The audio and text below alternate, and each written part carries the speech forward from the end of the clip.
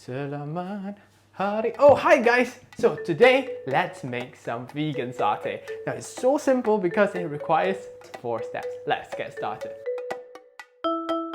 So the first thing that you will be needing is some big mushrooms. These are like king oyster mushrooms. If you can't find this, don't worry, you can use button mushroom as well, it's fine. You can also use some mock meat. First thing that we want to do is just to slice up the king oyster. Just gonna get some rendang chili paste. We're gonna add 2 tablespoons and then we're gonna throw all our mushroom in along with the mock meat. Then season them with a bit of salt. Then we're just gonna marinate them using our hands. Now step number 3, let's skewer them. Now that's all done, let's go barbecue!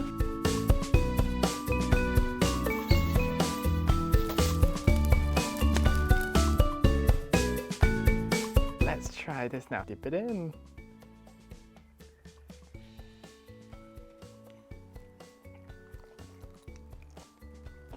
I didn't know vegan satay can be so nice. Let's try the mock meat one. Oh, this is good. It's got like a perfect texture. Yeah.